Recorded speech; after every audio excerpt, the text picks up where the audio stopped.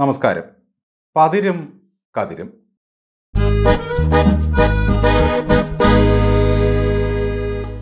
ബാലേട്ടൻ എന്ന സിനിമയിലെ അച്ചുമാമ എന്ന ഇന്നസെന്റിന്റെ കഥാപാത്രത്തെ മറക്കാനിടയില്ല. അത്താണിപ്പറമ്പിൽ വീട്ടിൽ ആണ്ടിൽ ഒന്നോ രണ്ടോ തവണ അദ്ദേഹം വന്നു കയറും. ഒരു തുണിസഞ്ചിയും തൂക്കിയാണ് വരവ്. സദാ തുമ്മിക്കൊണ്ടിരിക്കും. സുഖമാണോ അച്ചുമാമ എന്ന് ചോദിച്ചാൽ പറയും, 2 വിഷപ്പാമ്പുകളെ അല്ലേ ഞാൻ കൊണ്ടു നടക്കുന്നത്, പ്രഷറും ഷുഗറും. ക്ലൈമാക്സിലെ വൈകാരിക മുഹൂർത്തത്തിൽ ഈ അച്ചുമാമ കയറി വരുമ്പോൾ ബാലേട്ടൻ ചോദിക്കും, അച്ചുമാമയ്ക്കെന്താ ഇവിടെ കാര്യം? അച്ചുമാമ ഒരു കാര്യവുമില്ലാതെ വരാറുള്ളൂ, കാരണമില്ലാതെ ഇറങ്ങിപ്പോകാറുള്ളൂ. ഈ അച്ചുമാമയെ ഇപ്പോൾ ഓർമ്മിപ്പിക്കുന്നത് നമ്മുടെ ബേബി സഖാവാണ്. ക്ലൈമാക്സിൽ ഇതാ ബേബി അച്ചുമാമയെ പോലെ സഞ്ചിയും തൂക്കി എത്തിയിരിക്കുന്നു. എന്തിനാ ഇപ്പോൾ ഇങ്ങോട്ട് വന്നേ എന്ന് ചോദിച്ചാൽ ബേബി സാർ തുമ്മിക്കൊണ്ട് പറയും, ആരും വിളിക്കാതെയേ ബേബി വരൂ, കാരണമില്ലാതെയേ ബേബി തിരിച്ചു പോകൂ. ബേബി സാറിന് സുഖമാണോ എന്ന് ചോദിച്ചാൽ പ്രഷറും ഷുഗറും ഒക്കെ കൺട്രോൾ ആയതിനാൽ അമേരിക്കയിൽ ചികിത്സയ്ക്ക് പോകേണ്ടി വരില്ല. നമ്മൾ കരുതി പിണറായി വിജയൻ മാത്രമാണ് അമേരിക്കയിൽ ചികിത്സയ്ക്ക് പോയതെന്നും മറ്റു നേതാക്കൾ കോട്ടക്കലെ തിരുമു ചികിത്സയിൽ സുഖപ്പെട്ടവരാണെന്നും. ബേബി സാർ പറയുന്നത് വിദേശത്തു നിന്നും ആളുകൾ ഇങ്ങോട്ടും ചികിത്സയ്ക്ക് വരാറുണ്ടെന്നാണ്.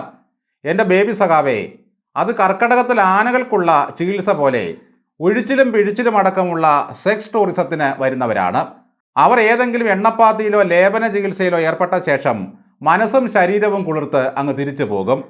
വരുന്ന വിദേശികളാരും സർക്കാർ ഖജനാവ് കാലിയാക്കി അവിടെ നിന്നും ചികിത്സ തേടി ഇങ്ങോട്ട് വരുന്നവരല്ല. കണ്ടവൻ വിയർത്തുണ്ടാക്കുന്ന കാശുകൊണ്ട് ഇന്നോവ ക്രിസ്റ്റയിലും ഹെലികോപ്റ്ററിലും കയറി നടക്കുന്ന, സർക്കാർ കാശുകൊണ്ട് ചുളിവിൽ അമേരിക്കയിൽ ചികിത്സ തേടുന്ന പിണറായി എവിടെ? കൈക്കാശ് കൊണ്ട് തിരുമു ചികിത്സയ്ക്ക് വരുന്ന വിദേശി എവിടെ? നെഹ്റുവും ഗാന്ധിയും UK പഠിച്ചിട്ടുണ്ടെന്നാണ് ബേബിയുടെ മറ്റൊരു കണ്ടെത്തൽ. അതും സർക്കാരിൻ്റെ ചെലവിലായിരുന്നു സഖാവേ. സഖാക്കളുടെ മക്കളൊക്കെ വിദേശത്ത് പഠിക്കുന്നതും ജോലി തേടുന്നതുമൊക്കെ നിങ്ങൾ 4 നേരം കുത്തക ബൂർഷ എന്ന് വിളിക്കുന്നവരുടെ ചെലവിലും സംരക്ഷണയിലുമാണ്. ഉന്നതമായ പദവിയിലെത്തിയതോടെ നിലവാരം ഇടിഞ്ഞു വീണ് തേരാപാരായായ ഒരു വിപ്ലവകാരിയാണ് ഈ ബേബി സാർ. പ്രകാശ് കാരാട്ടും യെച്ചൂരിയും ഒക്കെ വരുന്നത് കണ്ടാൽ തന്നെ ഒരു പകിട്ടുണ്ടായിരുന്നു. പരവതാനിയിലൂടെ നടന്നും വിപ്ലവ സൗധത്തിൽ അന്തിയുറങ്ങിയും ഹെലികോപ്റ്ററിൽ പറന്നും അമേരിക്കയിലെ ചികിത്സയിൽ ആയുസ് വർദ്ധിപ്പിച്ചും കഴിയുന്ന ഏക ഛത്രാധിപതിയായ പിണറായി യശ്മാന്റെ പാർട്ടിയുടെ ദേശീയ സെക്രട്ടറിയാണ് ബേബി. അദ്ദേഹം ഒരു അവധൂതനെ പോലെ സഞ്ചിയും തൂക്കി കാൽനടയായി വന്നാൽ ഏതെങ്കിലും ഇന്നത്തെ സഖാവ് വില കൽപ്പിക്കുമോ?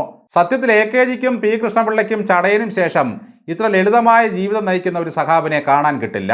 പക്ഷെ ഒരു സാമ്പത്തിക സ്ഥാപനമായി തീർന്ന കമ്മ്യൂണിസത്തിന് എന്തിനാ ഇങ്ങനൊരു ദേശീയ സെക്രട്ടറി? ലോക മുതലാളിത്തത്തെ പാഠം പഠിപ്പിക്കാനും തറപറ്റിക്കാനും നടക്കുന്ന ആ ബേബി സഖാവിന് ഒരു വാക്കെങ്കിലും പിണറായിയുടെ മുഖത്ത് നോക്കി ഏതെങ്കിലും ഒരു വിഷയത്തിൽ എതിരഭിപ്രായം പറയാൻ ഇന്ന് വരെ കഴിഞ്ഞിട്ടുണ്ടോ? ബേബി പറയുന്നത് നമ്മുടെ ആരോഗ്യരംഗം മികച്ചതാണെങ്കിലും ഓരോ രോഗത്തിനും മികച്ച ചികിത്സ വേറെ ലഭിക്കുമെങ്കിൽ അത് പോയി പ്രയോജനപ്പെടുത്താം എന്നാണ്.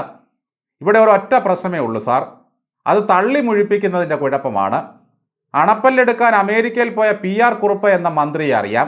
ഉമ്മൻചാണ്ടിയും കരുണാകരനും എല്ലാം വിദേശത്ത് ചികിത്സ തേടിയവരുമാണ്. പക്ഷേ അന്നൊന്നും ഇത്രയും തള്ളി ആരോഗ്യ കേരളത്തെ ഹിമാലയത്തിൻ്റെ മണ്ടയിൽ കൊണ്ട് വെച്ചിട്ടില്ലായിരുന്നു. അതാണ് നിങ്ങൾക്ക് പറ്റിയ വലിയ കുഴപ്പം. എൻ്റെ ഹോട്ടലിൽ നാവിൽ കൊതിയൂറുന്ന വിഭവങ്ങളാണെന്ന് പറഞ്ഞിട്ട് മുതലാളി ഉച്ചയ്ക്ക് ഉണ്ണാൻ മറ്റൊരു കടയിൽ പോയാൽ എങ്ങനെയിരിക്കും?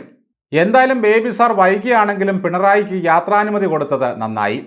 തൻ്റെ അമേരിക്കൻ യാത്രയെപ്പറ്റി ബേബി എന്തു പറയുമെന്ന ഭയത്തിലായിരുന്നു പിണറായി ഇതുവരെ.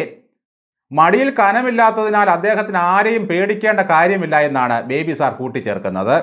ആ കൂട്ടിച്ചേർത്തതാണ് സംശയകരം. മടിയിൽ കനമില്ലാതെ കൈകൾ പരിശുദ്ധനായ ഇരട്ടച്ചങ്കൻ കരിമ്പൂച്ചകളുടെ കാവലും തൂക്കുധാരികളുടെ വലയവുമില്ലാതെ നിലത്തിറങ്ങില്ല. വാഹനത്തിലാണെങ്കിൽ അകമ്പടി വാഹനങ്ങൾ ഒരു പട തന്നെ വേണം. അതെന്തിനാ സഖാവേ?